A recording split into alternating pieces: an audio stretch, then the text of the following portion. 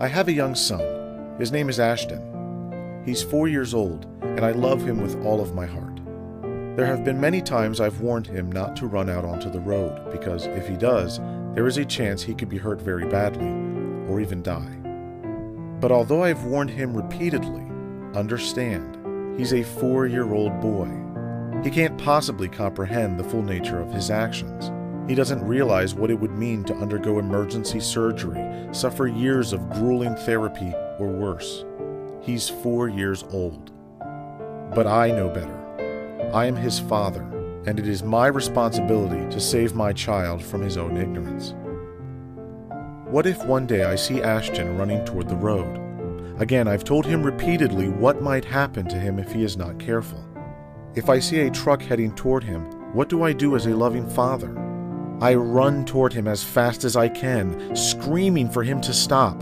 And if I reach Ashton before the truck does, I throw myself at him in the hope I can push him out of the way in time, even if it costs me my own life. That's what a father does. But what if I chose not to act? What if I said to myself, well, I've warned him many times before. He knows the rules. I don't want to impose my will upon his. If he wants a relationship with me, he'll just have to obey. What if I stood by and watched in silence as my son paid the terrible price for his carelessness? And yet, we are supposed to believe that there is a Father in heaven who loves us more than we can possibly know, and he watches intently as the children he created navigate the dangerous roads of their lives. He's told us what he expects from us in a collection of books written thousands of years ago, and if we don't heed his advice, there will be eternal consequences. However, although some of us have heard these warnings before, we've never seen this Father. We've never heard him speak. He has never bothered to show us he actually exists. We are finite creatures, ignorant of the divine, and incapable of grasping the full eternal consequences of our actions. But the Heavenly Father knows. He knows in advance that billions of his children will not pass his test. He knows the exact time and place when each one of them will step onto the road and meet their end. And instead of being greeted with compassion, these unfortunate souls will be taken to a lake of fire to be tormented, not for an hour or for a day, but for all of eternity. No redemption will come from it, only suffering without end. So I ask this: why, as an earthly father, would I be willing to do whatever it takes to spare my son unnecessary harm? But this perfect, loving Father is unwilling to do everything in his infinite power to spare his children eternal torment. How can he create children with a fallen nature, place them in a fallen world, and then condemn them for acting according to the nature they were born with? I mean, what exactly did he expect? After all, he was the one who designed the righteous path to be so very narrow, and the path to destruction so very wide.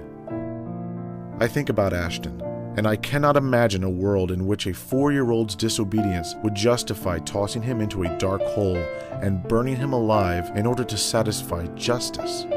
I also cannot imagine a world in which mortal men and women deserve to be thrown into a lake of fire and rejected forever by a creator who is at the same time all-knowing and all-loving. A good father would not do that. A good father makes reasonable demands of his children. He accepts them unconditionally.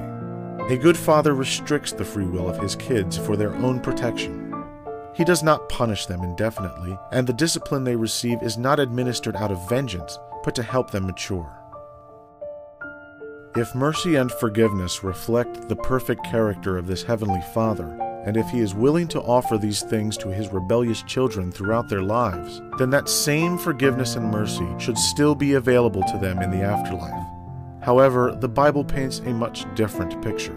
It tells us of a father who commands his children to reflect his nature, always loving, always forgiving. But on the day of judgment, when mercy is needed the most, the father does the exact opposite of what he instructed his children to do.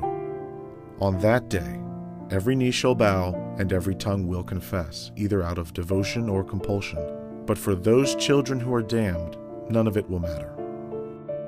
If this Heavenly Father does exist, I think his children have learned to be far better parents than he is.